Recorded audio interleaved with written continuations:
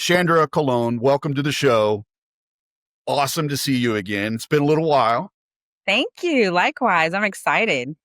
Shandra is the Vice President of Business Development for Structure Tone Southwest. They're in the commercial real estate space. I met her in the residential real estate space a number of years ago. I guess it's been probably 15 years or something like that. It's been a minute. But I'm interested today to hear about this idea of professional courage coming from you. Why don't you go ahead and start us off? Just what does that term mean to you personally? How has it been a part of your career for the last 20 years? Yeah, so professional courage for me means a lot of things, but I'll start with it is about betting on yourself, Mm. even when it doesn't always make sense, even when on paper you can't necessarily check all the boxes. I'm a both and type person. And what's next? Mm. I'm an entrepreneur at the core. So I say, well, it doesn't have to be that way. That works very well for a lot of people. But if that doesn't fit you, that's okay as well. And I'm always sort of going, I really like this. I think it can be done another way. Why don't we try that? Let's go down that rabbit hole. And if it doesn't work, I'm okay with it failing. I'm okay with it not working out. And let's start over. Let's do something new again. So that takes a lot of courage to fail at something, get back, start over, and worry less about what everyone is going to say about starting over again. I think it takes a lot of courage to start over again. Mm. And that's good. That's a good word for people today, because there's a lot of people who are in that place of going, look, I've been doing this thing for my whole career. That space has changed. I'm sort of being phased out of it. What can I Sure. do now? They may have some ideas, but they're also afraid of that change. And what you're saying is trust that instinct that you have, that you've developed, right? Absolutely. I'm not going to say don't be afraid because fear is Mm. natural. We reinvent, or we have the ability to choose to reinvent ourselves at any given time. Mm. And I think that for some people, whether it comes from messaging they received in childhood or messages that even they received early on in their career, that they've just got to stick to this for the long term. And I would just challenge that and say, yeah, until you feel like you want to be challenged and to do something new. This is a very short life. We Mhm. think that we have all of this time, and I want to go out empty. I want to go out knowing that I tried everything that I wanted to try. And I just encourage people, like, it's very fulfilling to say, man, I did that. I went Mm. after that. And a lot of people, I feel like they stop and they don't know what could have been on the other side of that door, right? They stop right before they open the door, and that door could have been the one. And that's why I always say, look, as long as you're alive, you've got choices. As long as you're in the game, you still Yes. have something that you can change. You still have Yes. power to change. Eh, So when have you been in a position where you're like, look, I need to do something, or I need to say something, and it may not go well, it may not be popular, but I know it to be the right way to go, and I'm going to say it anyway. Have you had situations like that come up? And I'm sure they have. You're smiling, so I imagine Yeah. that's probably not far from Often. the truth. Listen, often in my role as vice president of business development, my job is to grow business and bring opportunities to the company. And a lot of times, if they see something that might be too much risk, then I will come back with a rebuttal as to why that risk is worth it. And that's where I Okay. really push the envelope sometimes. So there's a lot of spirited conversation that goes back and forth at the table. Mm. I am often the only woman at the table in the conference room talking about these opportunities and the why behind it. In my experience over the years, I have primarily been in male dominated industries, Mm. whether I've been consulting for a client in, let's say finance, a lot of men in finance, a lot of men in construction, whether residential or commercial, and these are 100 million plus dollar pursuits. So there's a lot on the table. And listen, I've had all types of positive experiences. And of course, I face not so great experiences. And sometimes the era in which a person comes from matters. So when I'm dealing Oh, with men of a certain age demographic, they tend to speak over me. They will mm, talk over me.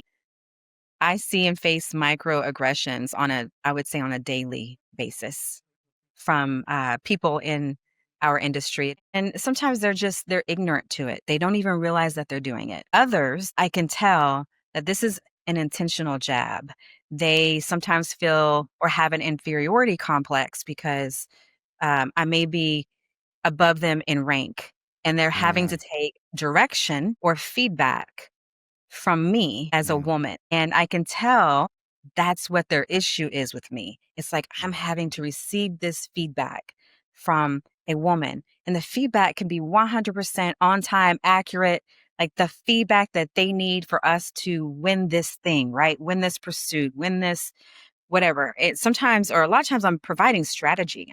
We're in interview prep, and I'm saying, okay, when this is asked, when this happens, and we'll go around the room, how will you respond? And so often when they give the response, I'm critiquing that response. And my delivery, I mean, most of my colleagues, I think, would tell you that, I'm very, very sensitive towards folks and I give feedback in a professional manner. It's not personal. But there are definitely times where I have folks that no matter what I say, they are just determined to not receive that feedback from me. yeah. What Yeah. advice would you have, Chandra, for a young woman in business, starting out in business or maybe new to management positions? What advice would you give to someone in that place right now when it comes to professional courage?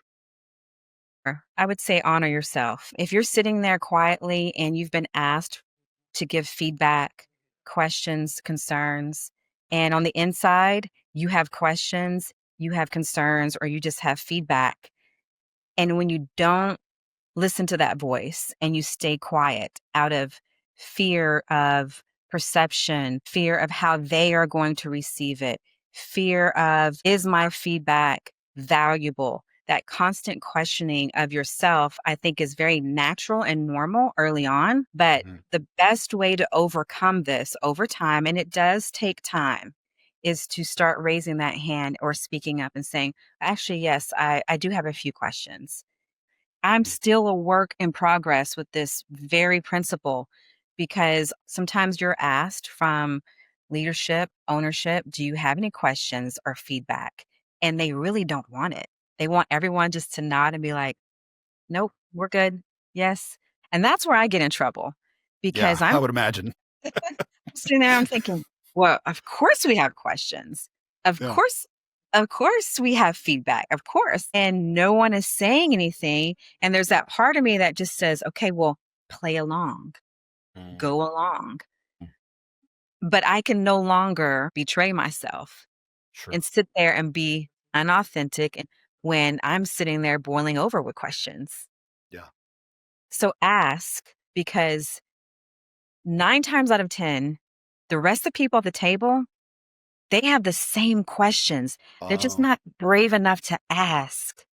So sometimes your action is setting other people free at the table. You're actually giving them permission to have the courage the next time. wow.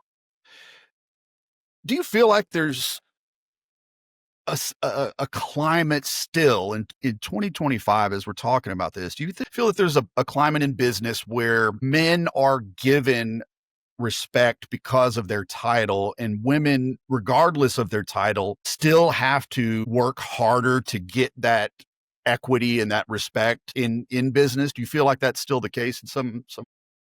Absolutely. I mean, now granted, this is based on, the climate and the culture of the company in which you work. But I mean, I've experienced time and time again where companies have brought in male leaders from the outside instead of promoting some of their rock star women from Mm, inside. I mean, you can be a top performer and still be overlooked for the next opportunity. They'll bring somebody from the outside in that has half the experience, half the knowledge, sometimes not even half.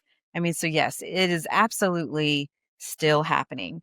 Have you ever had a time where you faced that and you overcame it, and what'd you do to overcome it? Uh, this is such a tough pill to swallow because sometimes, so first, let me answer your question. Yes, I have. And how I have handled it has varied. Sometimes I've been very outspoken and handled it direct on. There's been other times where I have over censored myself. And yeah, I mean, I have had people say to me, and this has actually been within the past year, believe it or not, well, you know that you're only getting to do this because we need representation. Oh, no. And I've pointed out, well, actually, that's not why. The reason I'm getting to do this is because this client actually knows me. They don't know you, or they don't know, like, and I'm speaking high level, right? But there are all sorts of reasons why I was elected to the task, and it had nothing to do with the fact that I was a Hispanic woman. That's 2025, I'm still hearing that. And sometimes when you point out, again, bad behaviors, people will, man, they will turn on you. They will attack. They'll want to get you out of there. And no matter how much heat I received for, basically slapping some folks on their hand, I was like, I'm not going to change my mind or soften my stance on this. And, you know, how to make a bold stand for myself. I'd like to have a discussion with some of these guys. Feel free to send them to me. If you get bored of dealing with them, I'll be happy to have a talk with them. Thank you, Brand. It just seems ridiculous to me that we're even having to have this conversation in Oh this day yeah. and age where Oh yeah. where you have to overcome these age-old stereotypes that don't even make any sense. I'm not surprised knowing you that you've been able to overcome this. I just feel we should be past this by now. We're not, but we should be. Do you agree with the idea that you teach people how to treat you? Yes. And Yes. and dig a little deeper on that. What are your thoughts on that? So I think it boils down to respect for oneself. So if you won't stand up for what's right, if you cower to the big barks, because a lot of people, they just have a really big bark. They want to challenge you. They're trying to bite. They're pushing back on you. But respect yourself, honor yourself, and over time your name will stay clean, and and I'm leveraging reputation every day in Mm. business development. That is what I'm leveraging. And so you don't have to like me per se, but you can at least say, you know what? She stands on her shit. She doesn't mince words. She can work with anybody as long as, there's respect in the room. Again, I believe in spirited debate. I believe in spirited Sure. conversations, but just work through it, and, we all will accomplish something together. Shandra, thank you so much for being here. This is a lot of this has really been eye opening and inspiring to me, and I'm sure to folks watching. Thank you. We need examples of how to do this thing right, and I Yes. think maybe those are kind of missing in our day to day. We need to see more of that. So I'm glad you're out there. I'm glad you're doing such amazing work. Thank you. Viewers, you could reach out to Shandra on LinkedIn. I'm going to leave her info in the description. And once again, on my end, love to talk to you about professional training. We do talk about some of this that Chandra's brought up today.